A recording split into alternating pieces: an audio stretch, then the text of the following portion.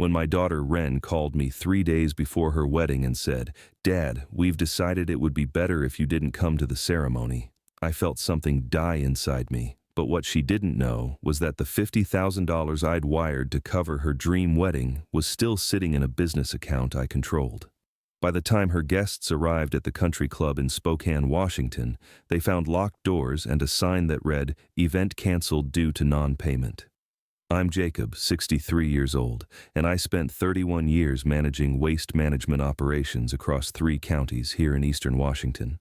When you've coordinated garbage collection, recycling programs, and disposal operations for over 400,000 residents, you learn the importance of systems, reliability, and following through on commitments. You also learn that trust is the foundation of everything. Once people lose faith in your reliability, your entire operation falls apart. But sitting in my home office that Tuesday evening, looking out at the fleet of trucks parked at my facility, I realized I'd been fooling myself about the most important relationship in my life. The same daughter who used to ride along with me on Saturday route inspections, fascinated by the logistics of keeping a community clean, had just uninvited me from the most important day of her life. Make sure to subscribe to this channel and let me know in the comments if you've ever been blindsided by family like this. Because what happened next taught me that sometimes the people who hurt you most are the ones you'd move mountains for. Ren had been my pride and joy for 26 years. When her mother Paisley left us when she was 7, decided she needed a more creative life and moved to Seattle with some musician she met online, I became both father and mother. I attended every school play, every volleyball game, every art show. I paid for piano lessons when she showed musical ability, photography equipment when she discovered her passion for capturing nature, and 4 years at Eastern Washington University where she met Jackson, the man who was supposed to become my son-in-law. Jackson seemed like a solid guy when Ren first brought him home 4 years ago. He worked as a web developer for a local tech company, drove a practical Toyota, and treated my daughter with obvious respect. He even volunteered to help me review route optimization software one weekend, asking intelligent questions about efficiency and environmental impact. When he asked for my blessing to propose last Christmas, I was genuinely pleased to give it. When they announced their engagement, I immediately offered to pay for the wedding. Waste management isn't glamorous work, but it's essential, and it pays well, especially when you've built your reputation on reliability over 3 decades. I'd been contributing to what I called her wedding account since she was 5 years old. By the time she got engaged, it had grown to nearly $82,000. "Dad, you don't need to spend that much," she'd said, but I could see the dreams starting to form in her eyes as we talked about possibilities. Jackson's family was middle income. His father taught high school, his mother worked as a bank teller. Nice people with good hearts, but elegant weddings at upscale venues require serious financial planning. "Sweetheart, I've been saving for this day since you lost your first tooth," I told her, pulling up the account on my laptop to show her the balance. "This is exactly what I've been working toward. Let me give you the celebration you deserve." The way she threw her arms around me that day brought back memories of when she was small, all excitement and gratitude and unconditional love. "Thank you, Daddy," she whispered against my shoulder, and for that perfect moment, we were still the unbreakable team we'd always been, Jacob and Ren against whatever challenges came our way. Over the next 10 months, I watched that $50,000 get distributed systematically. $7,000 for the venue deposit at the Spokane Club, $10,000 for catering and premium bar service, $4,500 for floral arrangements and centerpieces, $3,000 for her dream dress from a Seattle bridal salon, $3,500 for professional photography and videography. I approved every expense, authorized every transfer, while Ren planned what she called her fairy tale wedding. But somewhere around the 6-month mark, the dynamic started shifting. The enthusiastic phone calls about cake tastings became brief, business-like conversations. The Sunday dinners at my house became monthly, then stopped entirely. When I'd ask about wedding preparations, she'd give me minimal details and quickly change subjects. When I offered to help with anything beyond financial support, she'd say Jackson's family had everything organized. I told myself it was typical pre-wedding stress. I convinced myself that's the natural progression when daughters prepare to start their own families. They begin separating from their fathers. I created every rationalization possible to avoid confronting what was becoming more obvious with each passing week. The reality was that I was being deliberately pushed out of my daughter's wedding planning, one small exclusion at a time. And that devastating phone call Tuesday night was simply the final crushing confirmation of what I'd been desperately trying to deny for months. The exclusion hadn't happened overnight. Looking back now, I can see it started about 4 months into the engagement, right around the time Jackson's mother Brinley got more involved in the planning. What began as helpful suggestions gradually became firm decisions made without my input, even though my money was funding every aspect of this celebration. It started with small things. I'd suggest we visit venues together as a family, and Wren would say she and Jackson had already narrowed it down to 2 choices. I'd offer to take everyone out for dinner to discuss the guest list, and she'd tell me they'd already finalized the numbers. When I asked about seeing the menu options, she'd text me a photo instead of inviting me to the tasting. "Dad, you're so busy with the waste management contracts," she'd say whenever I tried to get more involved. "We don't want to burden you with all these little details. You're already doing so much by paying for everything." But here's the thing about running waste management operations. You learn to read patterns. When collection routes start running late, when equipment begins breaking down more frequently, when employee complaints start increasing, you don't ignore the signs. You investigate. You figure out what's really happening before small problems become major disasters. I should have applied that same logic to my relationship with Wren. The first major red flag came when I wasn't included in the engagement party planning. Brinley organized the whole thing at their church in Spokane Valley, and I found out about it 3 days before the event. Not from Wren, but from my neighbor who'd seen the Facebook invitation. "Oh, I just assumed you knew," Wren said when I called her about it. Brinley wanted to keep it small and simple. Just close family and a few friends. Close family.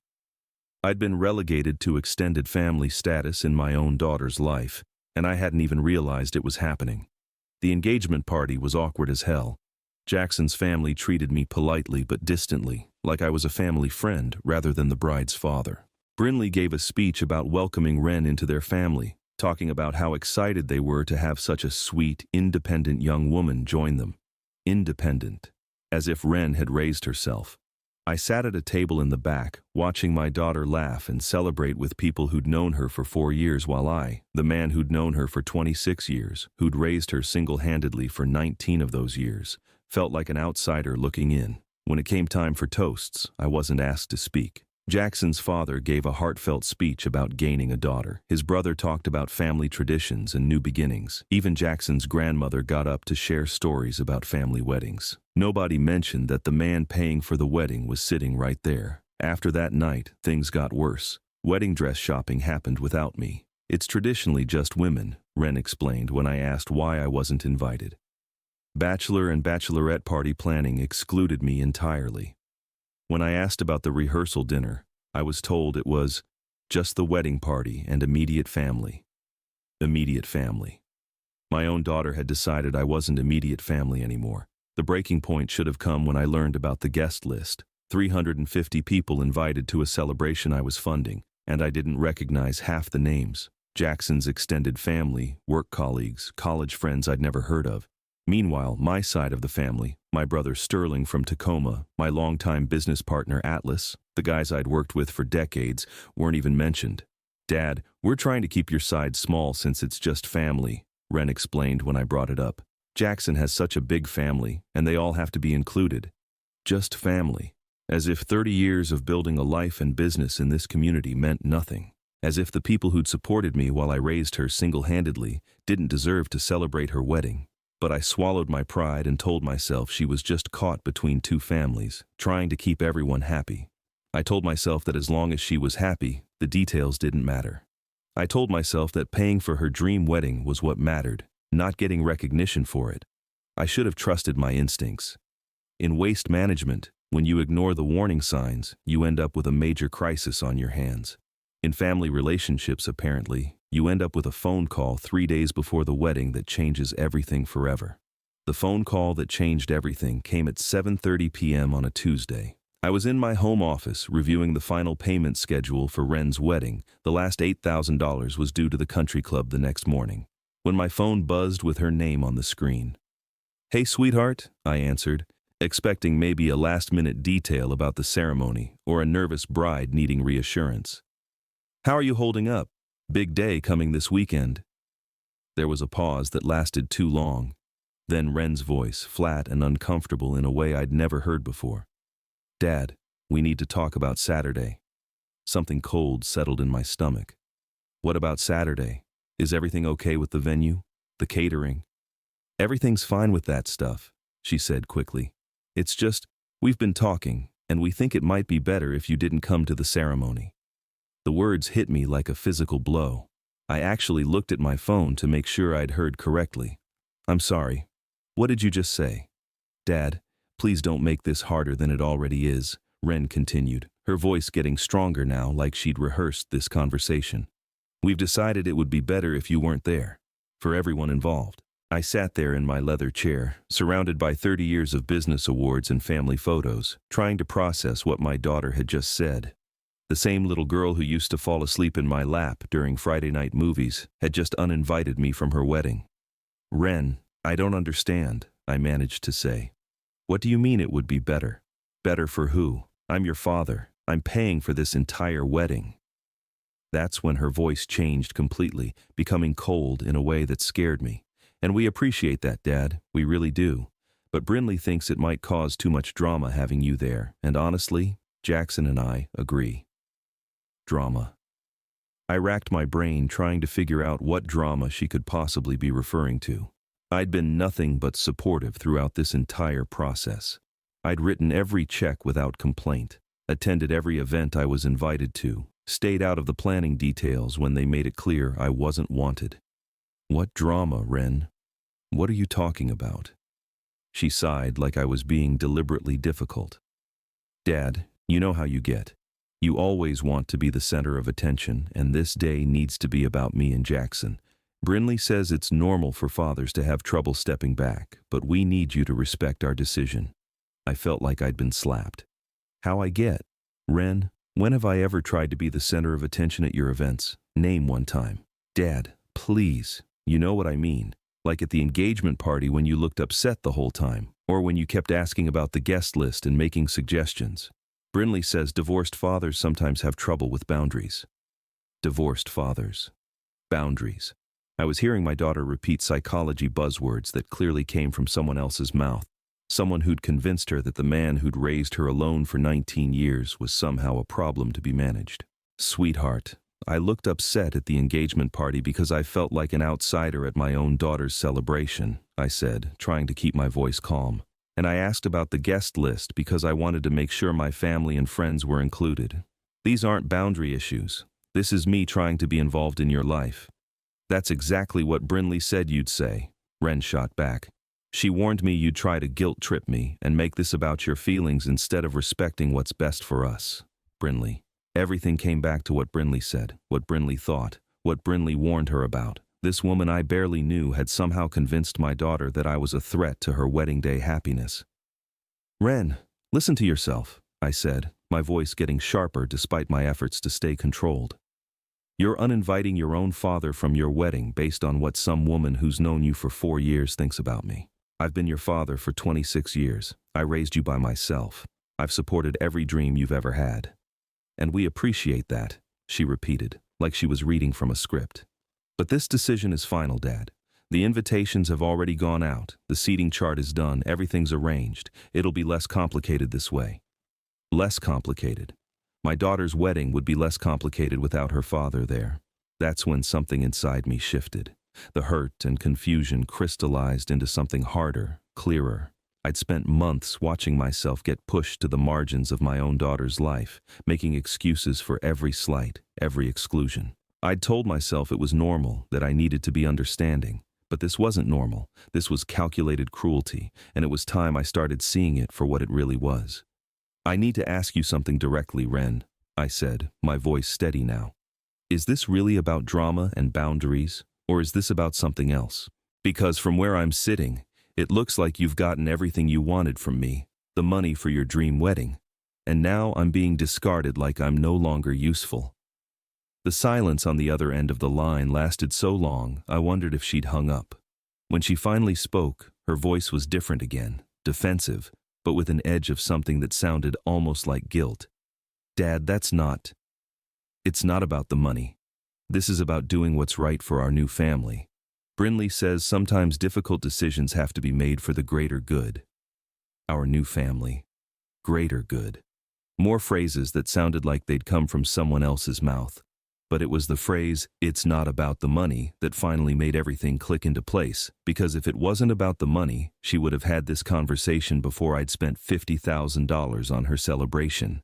If it wasn't about the money, she would have been honest with me months ago instead of letting me pay for a wedding I wasn't welcome to attend. It was absolutely about the money, and now that the money was spent and the wedding was paid for, she felt safe enough to throw me away. After I hung up that night, I sat in my office for 2 hours straight, staring at my computer screen. Not planning anything, not making decisions, just looking at the spreadsheet that documented every single payment I'd made for Ren's wedding over the past 10 months.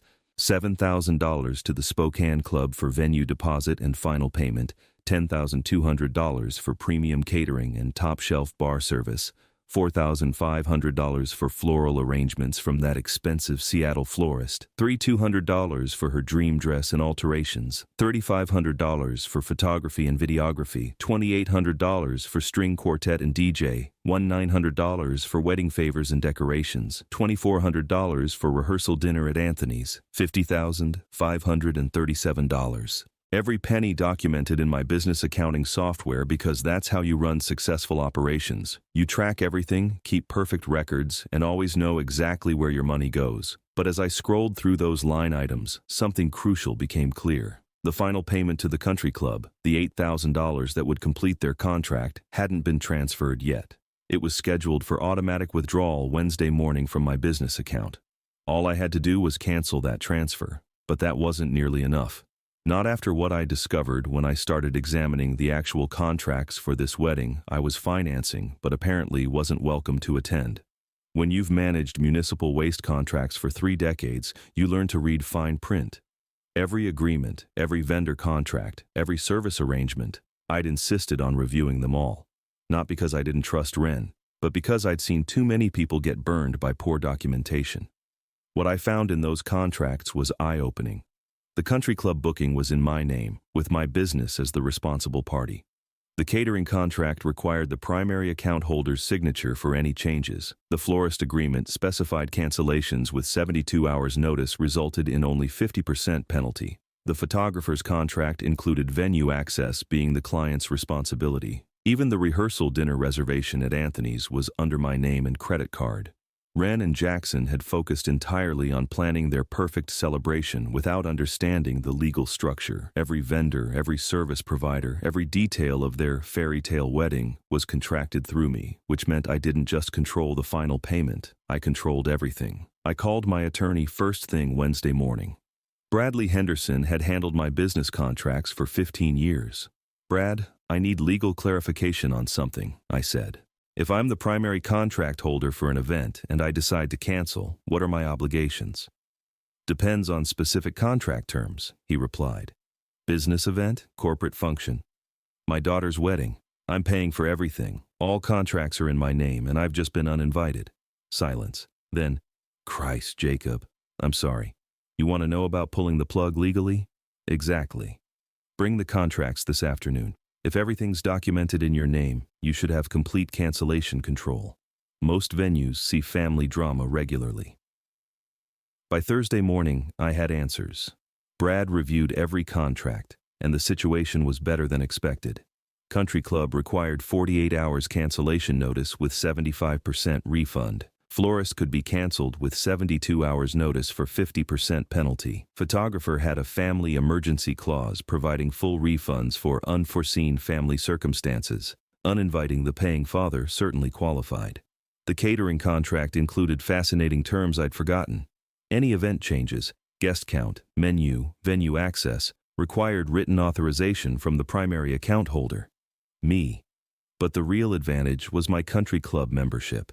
12 years of membership, hosting business events and client entertainment, gave me privileges regular renters didn't have, including rights to modify or cancel any booking up to 24 hours before scheduled time. By Thursday afternoon, I had a complete action plan. I wasn't going to be vindictive. Despite the betrayal and humiliation, Ren remained my daughter. If she wanted marriage without her father present, that was her choice. She just wasn't doing it with my money. Thursday evening, I made information gathering calls. Not canceling anything yet, just understanding options and confirming procedures. I spoke with the country club events coordinator, florist, photographer, and Anthony's restaurant manager. Every conversation was professional. I explained family complications required understanding modification processes. Everyone was sympathetic. Apparently, wedding family drama was common. The Spokane club coordinator was particularly understanding. Mr. Jacob, in 15 years managing events, I've seen this countless times. Family relationships get complicated around weddings. Whatever you decide will minimize negative impact. Friday morning, I had complete information and clear implementation timeline. Ren's wedding was Saturday 4 p.m., reception following immediately. To act, I needed to move before Friday noon. That provided vendors adequate notice while ensuring Saturday's events couldn't proceed as planned. Some decisions make themselves. I made the first call at 10:15 a.m. on Friday morning. The events coordinator at the Spokane Club answered on the second ring. "Good morning, Mr. Jacob. How can I help you today?" "Susan, I need to cancel tomorrow's wedding reception. All of it. The ceremony space, the reception hall, the catering, everything." There was a brief pause. "I understand, Mr. Jacob. Given our conversation yesterday, I've already prepared the paperwork for this possibility. Can you come in this morning to sign the cancellation forms? I'll be there within the hour." The drive to the country club gave me time to process what I was doing. Part of me, the part that remembered reading bedtime stories to a curly-haired little girl, wanted to turn around and pretend Tuesday's phone call never happened. But the businessman in me, the part that had learned to recognize manipulation and cut losses before they became disasters, knew this was the right call. At the club, Susan had everything ready. The cancellation was straightforward, and because I was giving proper notice and had been a member for over a decade, they were waiving most fees. I'd get back $250 of the $7,000 I'd paid. "I'm sorry this didn't work out," Susan said as I signed the final form. "Family situations are always the hardest." "Thank you for understanding," I replied. "Please make sure the facility is locked tomorrow afternoon. I don't want any confusion about access." Next call was to the florist. That conversation was more awkward. The arrangements were already partially prepared. But the 72-hour cancellation clause saved me from losing everything. I'd forfeit $2,250 but get back $2,250. The photographer was actually relieved. "Mr. Jacob, I have to be honest. I was feeling uncomfortable about the family dynamics anyway. The bride's future mother-in-law called yesterday asking me to avoid taking certain photos that might include you. I was wondering how to handle that professionally. That stung, but it confirmed I was making the right decision. Thank you for telling me that. I'll email you the family emergency cancellation notice this afternoon." The caterer required an in-person visit. When I walked into their facility, the owner Marcus looked genuinely sad. "Jacob, I've been catering weddings for 20 years. This is heartbreaking." "It's necessary," I said simply. "What are my options?" Because the catering was tied to the venue contract, canceling the club automatically voided their services. Since they hadn't started food prep yet, I'd get back $7,750 of the $10,200 I'd paid. The rehearsal dinner was the easiest cancellation. Anthony's was completely understanding and refunded the full $2,400 since it was more than 24 hours notice. By 2 p.m. Friday, every vendor had been contacted. Total recovery, $17,550 out of the $50,537 I'd spent. Not great financially, but emotionally, priceless. But I wasn't done yet. That afternoon, I drove to the 3 hotels where out-of-town wedding guests were staying. I personally spoke with each front desk manager and left sealed envelopes to be distributed to guests checking in. The message was simple. Due to unforeseen family circumstances, tomorrow's wedding ceremony and reception have been canceled. We apologize for any inconvenience. Jacob Harrison, father of the bride. I also had Susan at the country club post a professional sign at the entrance. The Harrison Mitchell wedding scheduled for June 15th has been canceled due to family circumstances. The facility is closed for private events today.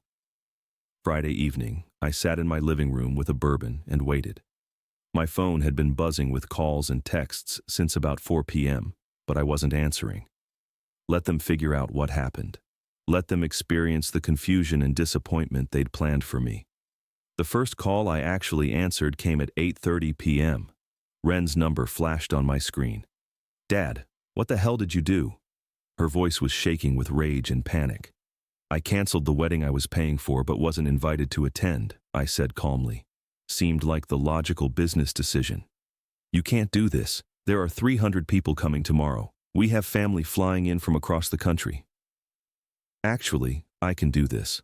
All the contracts were in my name, remember? I gave proper notice to all vendors and followed every cancellation policy correctly." "Dad, please." And now she was crying. "We can work this out. You can come to the wedding. I made a mistake." "No, sweetheart," I said, and my voice was steady as granite. "You made a choice. You chose to take my money while excluding me from your life. You chose to let Brinley convince you that your father was a problem to be managed rather than a parent to be honored. You chose to break my heart 3 days before your wedding. But we can fix this. The vendors, the venue, everything can be rescheduled. Not with my money, it can't." There was silence on the line. Then, in a voice I'd never heard from her before, "I hate you for this." "I know," I said quietly. "But someday, when you have children of your own, you'll understand that sometimes love means setting boundaries, even when it breaks your heart to do it." I hung up and turned off my phone. Saturday afternoon, I went fishing. Saturday morning at 7 a.m., my phone started ringing again. I'd turned it back on to check messages and immediately regretted the decision.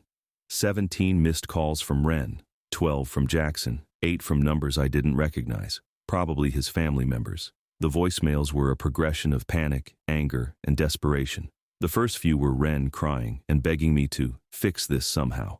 The middle ones were Jackson trying to sound reasonable while barely containing his fury. The last ones were increasingly frantic as the reality of their situation sank in. "Dad, please pick up," Ren sobbed in message number 14.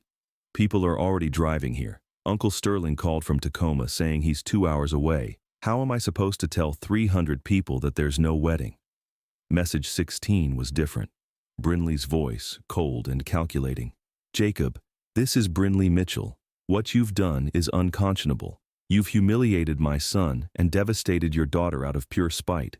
I hope you're proud of yourself."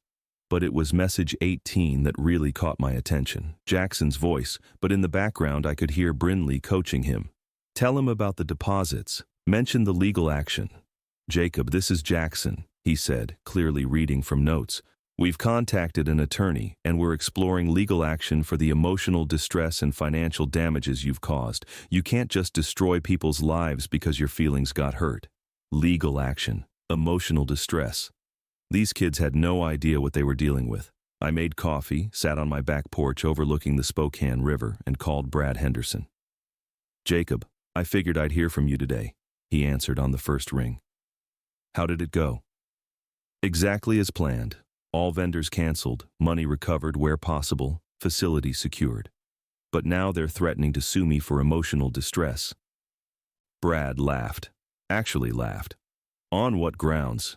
You canceled contracts you legally controlled, following all proper procedures. Hell, if anyone has a case for emotional distress, it's you. Being uninvited from your own daughter's wedding after paying for it? That's textbook emotional manipulation." "So I'm covered legally?" "Completely. In fact, if they push this, we could countersue for fraud. They took your money under false pretenses, knowing they planned to exclude you from the event you were financing." That settled it. I wasn't backing down. Around 9 a.m., I decided to take a drive. Not to spy on anyone or cause more drama, just to clear my head and think about what came next. But curiosity got the better of me, and I found myself driving past the Spokane Club. The scene was exactly what I'd expected, but seeing it still hit me harder than I'd anticipated. Cars were pulling into the parking lot, confused guests getting out and walking toward the main entrance where Susan had posted the cancellation notice. I watched from across the street as people read the sign, pulled out their phones, and stood around in small groups looking lost. I saw Jackson's father arguing with someone, probably trying to get access to the building. I saw women in fancy dresses and men in suits checking their phones repeatedly, clearly trying to reach someone who could explain what was happening. Then I saw Ren, She was standing near the entrance in what looked like a casual dress, definitely not her wedding gown. Even from a distance I could see she'd been crying. Jackson was beside her, and they were surrounded by both families, his parents, his grandparents, and even some people I recognized as her college friends. For a moment, seeing my daughter's obvious distress, I almost wavered. Almost got out of the car and walked over to try to fix this somehow. But then I saw Brinley approach the group, and even from across the street, her body language was unmistakable. She was orchestrating, directing, managing the crisis like a campaign manager. She pointed toward different family members, clearly giving instructions. She gestured toward the building, probably discussing alternative plans. And then she did something that crystallized everything for me. She put her arm around Ren and physically turned her away from the direction where my car was parked, like she was protecting her from even the possibility of seeing me. This woman was still trying to control the narrative, still positioning herself as Ren's protector against her own father. I drove home and spent the day working in my shop, rebuilding a small engine for a client's fishing boat. The methodical work, checking compression, cleaning parts, testing connections, helped calm my mind. Around 6 p.m., my brother Sterling called. "Jacob, what the hell happened today? I drove 4 hours for a wedding that doesn't exist." Time to start having the conversations I'd been avoiding. "Sterling, I need to tell you something that's going to be hard to hear," I said, setting down my wrench and walking out of the shop. Ren uninvited me from her wedding 3 days ago, after I'd already paid for the entire thing, $50,000, and she told me I wasn't welcome because her future mother-in-law thought I'd cause drama. The silence on the other end lasted long enough that I wondered if the call had dropped. Finally, Sterling's voice came back, rough with disbelief. "She did what?" "You heard me right. Tuesday night she called and said they'd decided it would be better if I didn't attend the ceremony or reception I'd been financing for 10 months. Jesus Christ, Jacob. That's..." He paused, and I could hear him trying to process it. "So you canceled everything. Every last detail. Venue, catering, flowers, photography, rehearsal dinner. All of it." Sterling was quiet for another moment. Then, "Good. Good for you, brother. I was wondering why I felt like I was being treated like a second-class citizen all day. Now it makes sense." "What do you mean?" "The engagement party, the shower invitations, all the wedding planning. I kept getting the feeling that our side of the family was being treated like an afterthought, like we were being tolerated rather than welcomed. I mentioned it to Linda, and she said she felt the same way." That hit me harder than I expected. Sterling and his wife Linda had driven 4 hours from Tacoma for a wedding where they'd apparently felt as unwelcome as I had. My own family had been experiencing the same systematic exclusion I'd been making excuses for. "Sterling, I'm sorry you got caught up in this. I should have handled it differently, given everyone more notice." "Don't you dare apologize," he cut me off. "You did exactly what needed to be done. I'm just sorry it took this long for you to see what was really happening." After we hung up, I realized I needed to call the rest of my family and friends who'd been planning to attend, not to explain or justify, just to give them the basic facts so they could make their own judgments. The conversations were revealing. My business partner Atlas had been wondering why he wasn't included in any of the pre-wedding events despite knowing Ren since she was 12. My longtime friend Cruz mentioned that his wife had felt snubbed at the engagement party. Even my neighbor Gage, who'd known Ren since she was in elementary school, said he'd gotten the impression that the groom's family was running the show. Everyone had noticed the pattern. I'd been the only one making excuses for it. Around 8 p.m., Ren tried calling again. This time I answered. "Dad," she started, her voice hoarse from crying. "We need to talk about this, really talk." "I'm listening." "Can you come over, please? I'm at Jackson's parents' house and I think we can work something out." The fact that she wanted me to come to Brinley's house, the woman who'd orchestrated my exclusion, told me everything I needed to know about how this conversation would go. "Ren, if you want to talk to me, you can come here, to your childhood home. We can sit in the living room where I helped you with homework for 12 years, and you can explain to me how you decided that the man who raised you alone wasn't worthy of attending your wedding. Dad, that's not..." "It's complicated. There were family dynamics and..." "No, it's not complicated," I interrupted. "You had a choice between the father who's loved and supported you for 26 years and a woman you've known for 4 years who convinced you I was a problem. You chose her, and that choice has consequences." But we can reschedule, she said desperately. The vendors, the venue, we can set a new date and do this right. Include everyone properly this time. With whose money, Ren? The question hung in the air like smoke. She hadn't thought about the financial reality. Canceling the wedding had cost me nearly $33,000 in non-refundable deposits and penalties. I'd gotten back what I could, but the majority of the money was gone forever. We could, maybe if we did something smaller. You had your chance at the wedding I could afford to give you, I said quietly. You chose to exclude me from it. If you want to get married now, you'll need to figure out how to pay for it yourselves. Dad, please don't do this. I made a mistake, but you're punishing everyone. All our friends and family who came here today, Jackson's grandparents who flew in from Arizona. I'm not punishing anyone, Ren. I'm experiencing the natural consequences of your decision. You wanted a wedding without your father. This is what that looks like. She was crying again. I never said I didn't want you there. I just thought, Brinley made it sound like it would be better for everyone. And you believed her instead of talking to me. You believed someone who's known you for 4 years over the man who's known you for 26 years. That tells me everything I need to know about where I stand in your life. That's not true. Then prove it, I said. Come home. Come to your father's house alone and we'll talk. Not at Brinley's house, not with Jackson mediating, not with anyone else involved. Just you and me, the way we used to handle problems when you were growing up. The silence stretched out again. Finally, I can't do that tonight. Things are too crazy here and Jackson needs me. Then we don't have anything else to discuss. Sunday morning brought a different kind of call. Not Ren, not Jackson, not any of their family members pleading or threatening. This was my daughter's voice, but it sounded like the Ren I remembered from years ago. Smaller, uncertain, without the coached confidence she'd developed over the past months. Dad? It's me. Can we talk? Just us? I looked out my kitchen window at the morning light reflecting off the Spokane River. Are you alone? Yes. I'm in my car parked at Riverside State Park, at that spot where we used to go fishing when I was little. That got my attention. Riverside was where I'd taught her to cast a line when she was 8 years old, where we'd spent countless Saturday mornings talking about everything and nothing while waiting for trout to bite. She hadn't mentioned that place in years. I'll be there in 20 minutes. I found her sitting on our old fishing log, the one we'd claimed as our spot 15 years ago. She was wearing jeans and a WSU sweatshirt, no makeup, hair in a simple ponytail. She looked more like my daughter than she had in months. Hi, Dad, she said quietly as I approached. Hi, sweetheart. We sat in silence for a while, watching the river flow past. Finally, she spoke. I've been thinking all night about what you said, about choosing Brinley over you. Her voice was barely above a whisper. I don't think I realized that's what I was doing, but you're right. I didn't respond immediately. After everything that had happened, I needed to hear more than an acknowledgement. It started so gradually, she continued.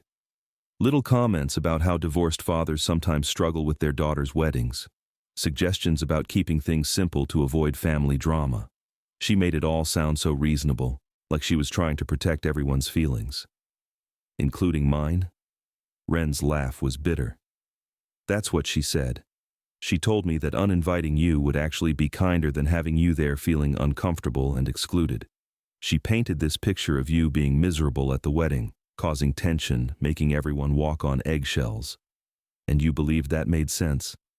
I believed someone who seemed so confident and experienced with family dynamics. She kept saying things like, "Trust me, I've seen this before," and "I know what's best for everyone." And Jackson, he just went along with whatever his mother suggested. I felt a familiar anger rising, but I kept my voice calm. Ren, you've known me for 26 years. In all that time, when have I ever caused drama at family events? When have I ever made anything about myself instead of supporting you? She was crying now, quiet tears that she wiped away with her sleeve. Never. You've never done any of those things. That's what I kept thinking yesterday, watching all those people leave the country club. I kept remembering every birthday party you threw me, every school event where you were the loudest one cheering, every time you put my needs ahead of your own.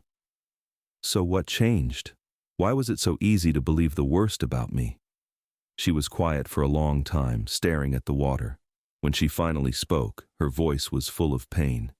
Because I wanted to believe I was grown up enough to make my own family decisions. Brinley made me feel sophisticated and independent, like I was mature enough to handle complex family dynamics. When she suggested that managing you was part of being an adult bride, it felt empowering, I guess.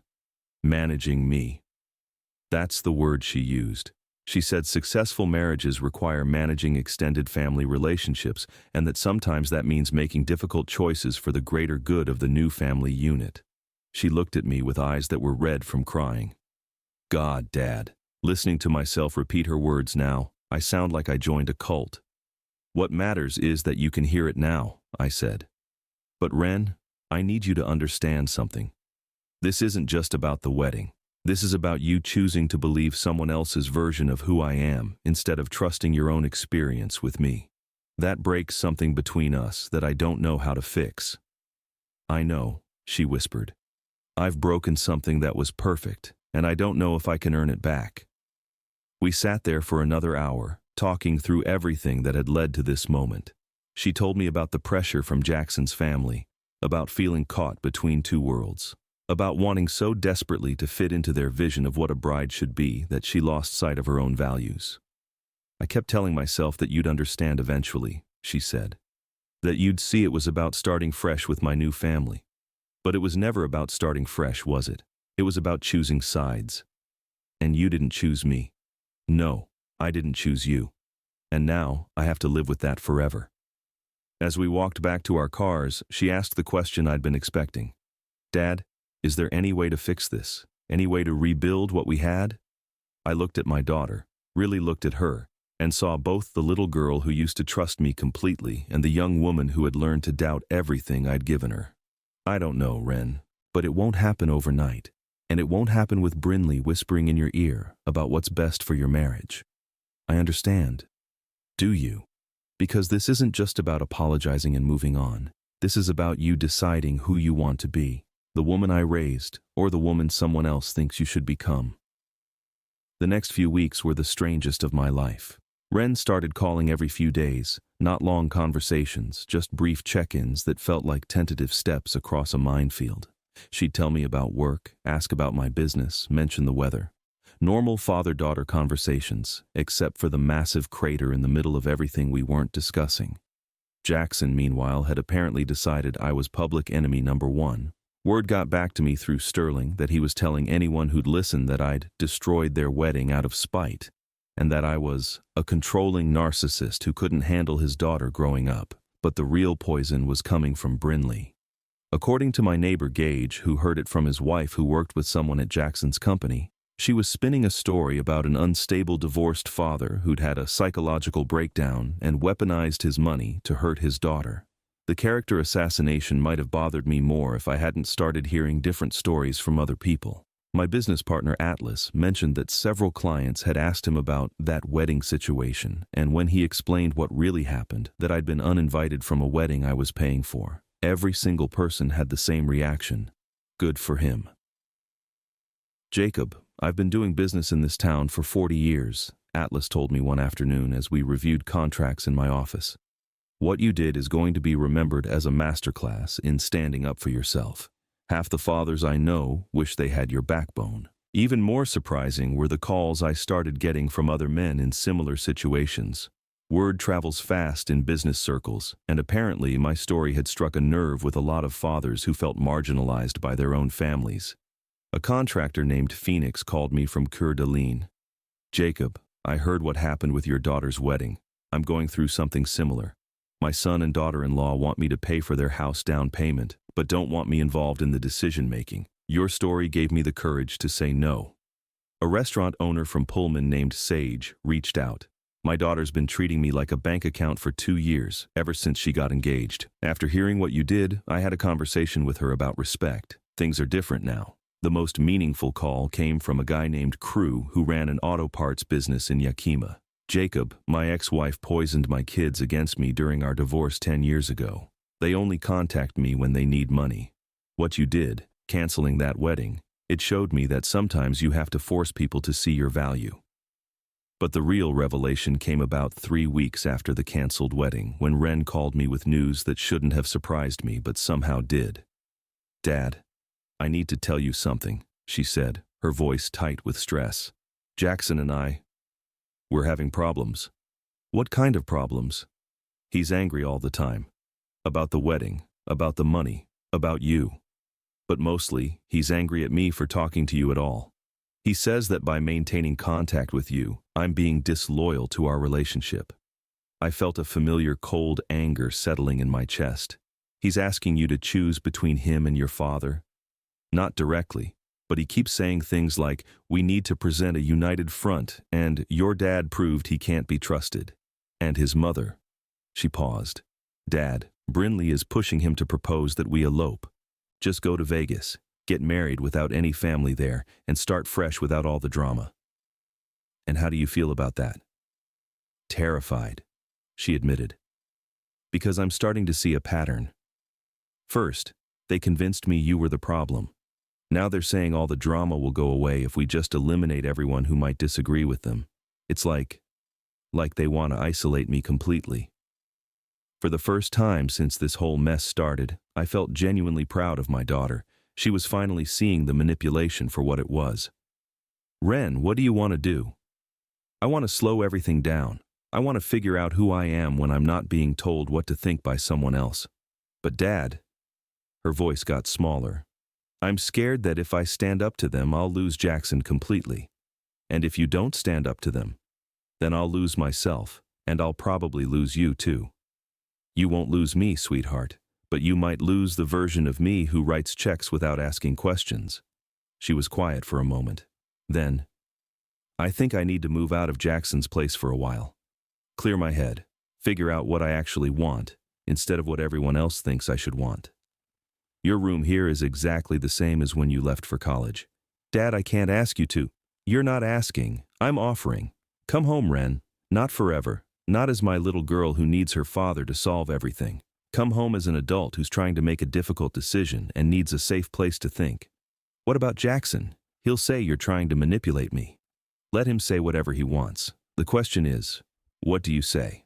That evening, I cleaned out Ren's old room and made up the bed with fresh sheets. For the first time in months, I felt something that might have been hope, but I also knew the hardest part was still coming. Because Brinley Mitchell wasn't the type of woman who let go of control easily, and she certainly wasn't going to let her son's fiancé slip away without a fight.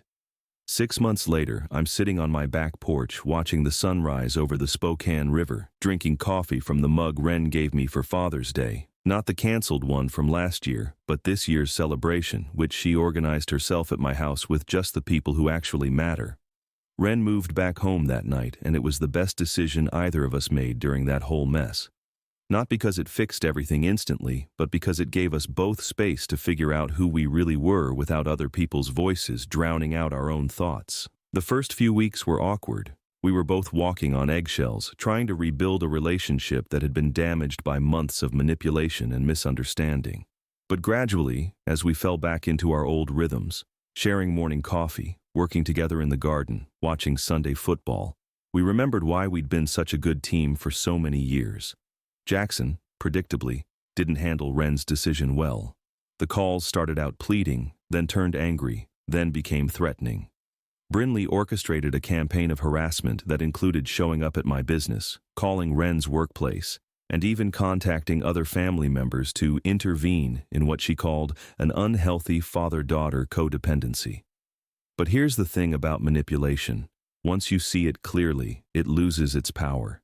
Every desperate attempt to control the situation just reinforced Ren's growing realization that these people had never seen her as an individual worth respecting. The relationship officially ended when Jackson gave her an ultimatum. Choose him or choose me. Ren looked at him across my kitchen table and said words I'll never forget. I choose me. That was 4 months ago.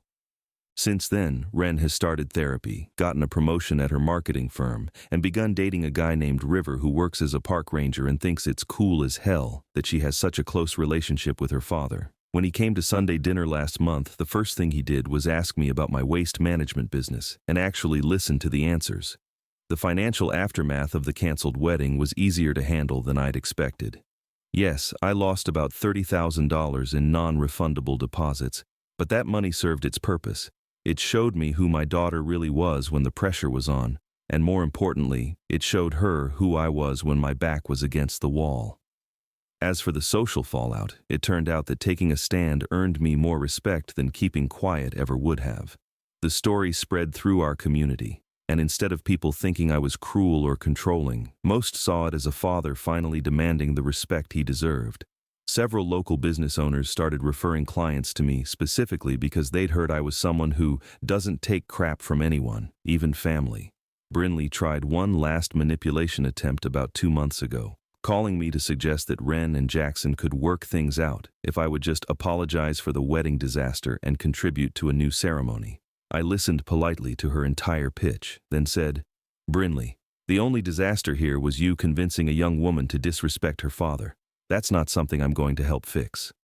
The most satisfying part of this whole experience has been watching Ren blossom back into the confident, independent woman I raised her to be. She started setting boundaries with people, speaking up for herself, and making decisions based on her own values instead of what others expect from her. Last week, she brought up the subject of marriage again. Not with Jackson, obviously, but in general. "Dad, when I do get married someday, it's going to be different. It's going to honor the people who've actually been there for me, not just whoever happens to be convenient at the time." "And what if your future husband's family has strong opinions about that?" I asked. She smiled, the first completely genuine smile I'd seen from her in over a year. "Then they can pay for their own version of the wedding." That's my girl.